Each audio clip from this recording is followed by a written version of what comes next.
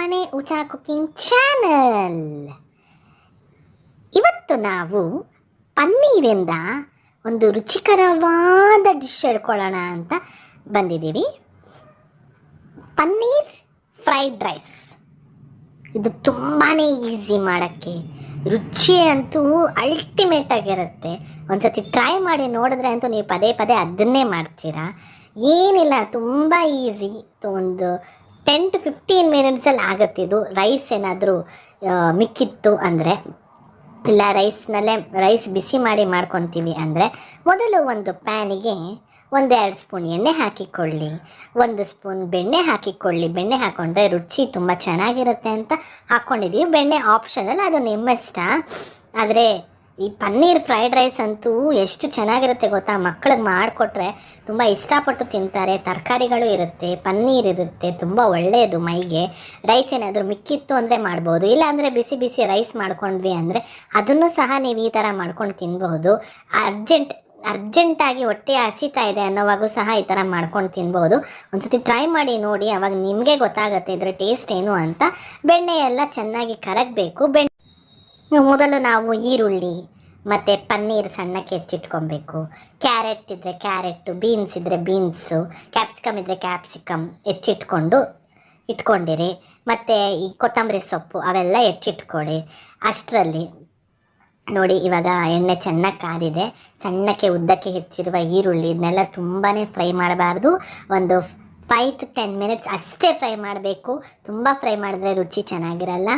ಇದು ರೋಡ್ ಸೈಡಲ್ಲಿ ಸಿಗುವ ಫ್ರೈಡ್ ರೈಸ್ ಹಂಗೆ ಇರುತ್ತೆ, ತುಂಬ ರುಚಿಯಾಗೂ ಇರುತ್ತೆ. ಹೈಜಿನಿಕ್ಕಾಗಿ ನೀವು ಮನೇಲಿ ಮಾಡ್ಕೊಳ್ಳೋದ್ರಿಂದ ತುಂಬ ಟೇಸ್ಟಿಯಾಗಿ, ತುಂಬ ರುಚಿಕರವಾಗಿಯೂ ಇರುತ್ತೆ. ಒಂದ್ಸತಿ ಟ್ರೈ ಮಾಡಿ ನೋಡಿ, ಆವಾಗ ನಿಮಗೆ ಗೊತ್ತಾಗುತ್ತೆ. ಅರ್ಜೆಂಟಾಗಿ ಸಹ ಮಾಡ್ಬೋದು ಇದು. ಇದಕ್ಕೆ ಸಣ್ಣಕ್ಕೆ ಉದ್ದಕ್ಕೆ ಕ್ಯಾರೆಟು ಮತ್ತು ಬೀನ್ಸ್ ಹೆಚ್ಚಿಕೊಂಡಿದ್ದೀವಿ, ಅದನ್ನು ಹಾಕ್ತಾಯಿದ್ದೀವಿ. ಕ್ಯಾಪ್ಸಿಕಮ್ ಇದ್ದರೆ ಕ್ಯಾಪ್ಸಿಕಮ್ ಹಾಕ್ಕೊಳ್ಳಿ. ಸಣ್ಣಕ್ಕೆ ಉದ್ದಕ್ಕೆ ಯಾಕೆ ಹೆಚ್ಚಿಟ್ಕೊಬೇಕು ಅಂದರೆ, ನಾವು ಲೈಟಾಗಿ ಫ್ರೈ ಮಾಡೋದ್ರಿಂದ ಅದು ಸಣ್ಣಕ್ಕೆ ಉದ್ದಕ್ಕೆ ಇರಬೇಕು ಅಂತ ಅಷ್ಟೇ, ಇನ್ನೇನು ಇಲ್ಲ. ತುಂಬಾ ಚೆನ್ನಾಗಿರುತ್ತೆ ಟೇಸ್ಟು. ಪದೇ ಪದೇ ಹೇಳ್ತಾ ಇದ್ದೀವಿ ಅಂತ ಅಂದ್ಕೊಬೇಡಿ, ಅಷ್ಟು ಚೆನ್ನಾಗಿತ್ತು ನಾವು ಮಾಡ್ಕೊಂಡು ತಿಂದಾಗ. ಅದಕ್ಕೆ ನೀವು ಒಂದ್ಸತಿ ಟ್ರೈ ಮಾಡಿ ನೋಡಲಿ ಅಂತ ಹೇಳ್ತಾ ಇದ್ದೀವಿ.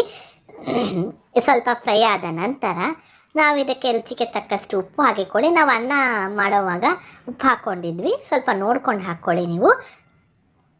ರುಚಿಗೆ ತಕ್ಕಷ್ಟು ಉಪ್ಪು ಹಾಕಿಕೊಂಡು ಚೆನ್ನಾಗಿ ಸ್ವಲ್ಪ ಫ್ರೈ ಮಾಡಿಕೊಳ್ಳಿ.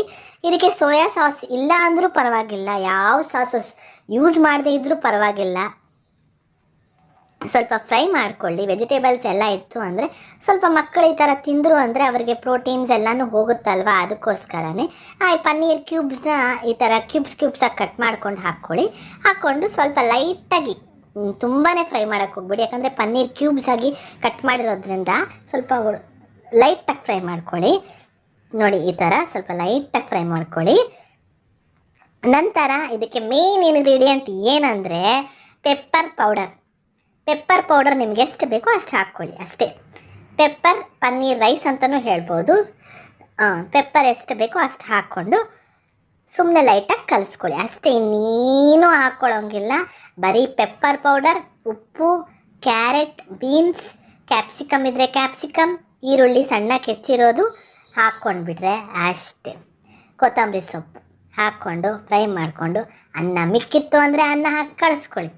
ಇಲ್ಲ ನಿಮಗೆ ಸ್ನ್ಯಾಕ್ಸಿಗೆ ಬೇಕು ಅಂತ ಅಂದರೆ ಅನ್ನ ಮಾಡಿಕೊಂಡು ಕಲಿಸ್ಕೊಳ್ಳಿ. ಟಿಫನ್ಗೂ ಆಗುತ್ತೆ, ಲಂಚ್ಗೂ ಆಗುತ್ತೆ, ಸ್ನ್ಯಾಕ್ಸ್ಗೂ ಆಗುತ್ತೆ, ಡಿನ್ನರ್ಗೂ ಸಹ ಆಗುತ್ತೆ.